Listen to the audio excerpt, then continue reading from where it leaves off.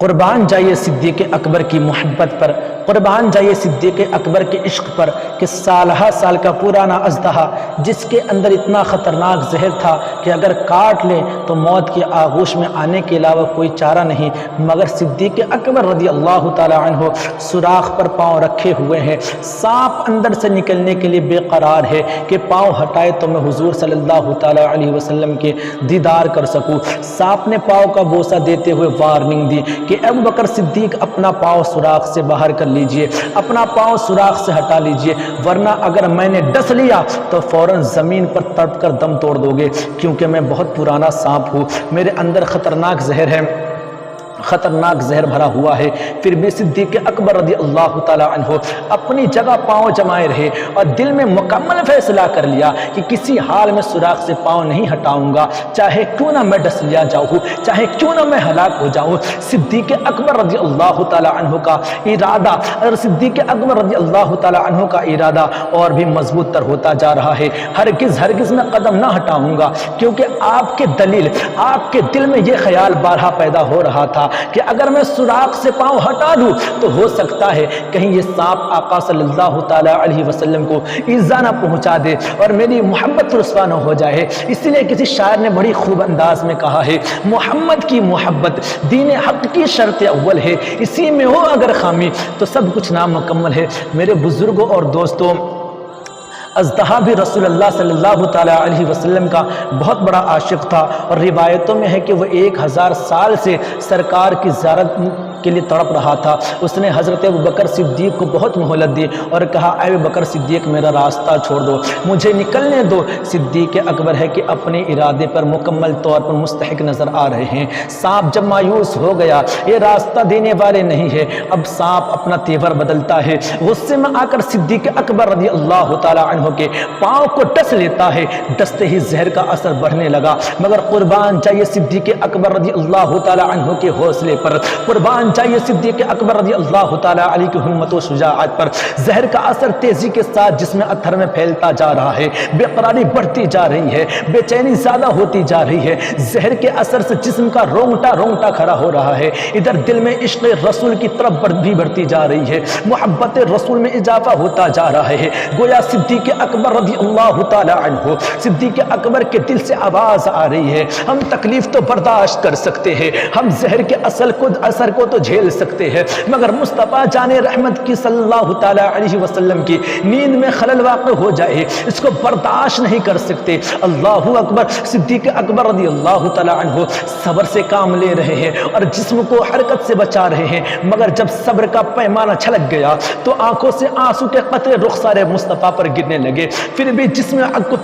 جسم کو حرکت نہ ہونے دیا۔ اتنے میں چشمہ نبوت کھلی، فرمایا، اے میرے پیارے بتاؤ کیوں رو رہے ہو؟ عرض کرتے ہیں، یا رسول اللہ میرے ماں باپ آپ پر قربان، مجھے سانپ نے ڈس لیا ہے، اللہ اکبر، اور اس کا زہر پورے جسم میں اثر انداز ہو گیا ہے، جواب ناقابل برداشت ہو رہا ہے۔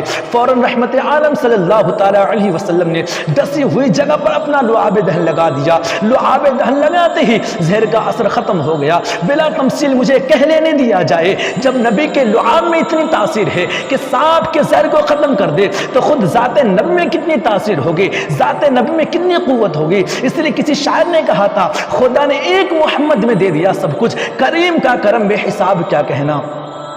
حضرات، سانپ صدیق اکبر کا دشمن نہیں تھا، بلکہ بات یہ تھی کہ وہ رسول اللہ صلی اللہ تعالی علیہ وسلم کا بہت بڑا عاشق تھا اور سرکار کی زیارت کے لیے بے قرار تھا۔ صدیق اکبر کے پاؤں رکھ دینے سے اسے سرکار کی زیارت کا موقع نہیں مل رہا تھا۔ گویا کہ یہ دو عاشقوں کا جھگڑا تھا، آپس میں دو عاشقوں کا ٹکراؤ تھا، اور یہ ٹکراؤ کسی دشمنی کی وجہ سے نہیں تھی، کسی عداوت کی وجہ سے نہیں تھی، بلکہ ایک عاشق دوسرے عاشق پر سبقت لے جانے کی کوشش میں تھا۔ گویا کہ زبان حال سے سانپ یہ کہہ رہا ہے، اے ابوبکر، جس طرح آپ چہرے مصطفیٰ کی زیارت کر رہے ہیں، جمال مصطفیٰ سے اپنی آنکھوں کو ٹھنڈک پہنچا رہے ہیں، اسی طرح میں بھی چاہتا ہوں کہ مجھے بھی دیدار مصطفیٰ کی ساعت نصیب ہو جائے، میری آنکھیں بھی دیدار مصطفیٰ کی دولت سے ٹھنڈی ہو جائے اور میری صدیوں کی طرف دور ہو جائے۔ اللہ اکبر۔ چونکہ 1000 سال پہلے مجھے معلوم ہوا تھا کہ مصطفیٰ جان رحمت صلی اللہ تعالی علیہ وسلم اسی مقام پر جلوہ افروز ہوں گے، تب سے میں جمال مصطفیٰ کی طرف لیے اسی سوراخ میں بیٹھا ہوں، نہ جانے کس روز آقا صلی اللہ تعالی علیہ وسلم کی تشریف آوری ہو جائے اور آقا صلی اللہ تعالی علیہ وسلم کی زیارت نصیب ہو جائے۔ اسی اشتیاق اور اسی انتظار میں آج تک میں بیٹھا ہوں۔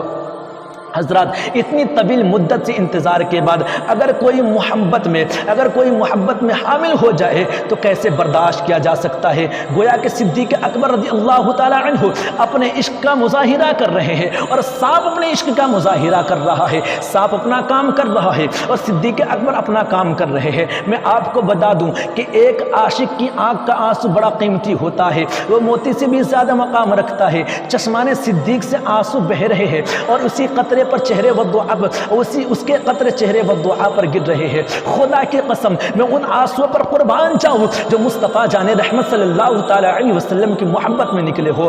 دوستو، ایسا نہ سمجھنا کہ معشوق اپنے عاشق کی اس ادا سے بے خبر ہے، یہ تو صرف عشق کا امتحان تھا اور یہ محبت کی آزمائش تھی۔ چنانچہ روایتوں میں ہے کہ جب صدیق اکبر رضی اللہ تعالی عنہ کے آنسو چہرے نبی پر گرے تو فوراً آقا نے آنکھ کھول دیے اور فرمایا، اے ابو بکر صدیق کیوں پریشان ہو؟ چہرہ کیوں زرد ہو گیا ہے؟ آنکھوں سے آنسو کیوں گر رہے ہیں؟ صدیق اکبر نے اپنے رونے کا سبب بتایا۔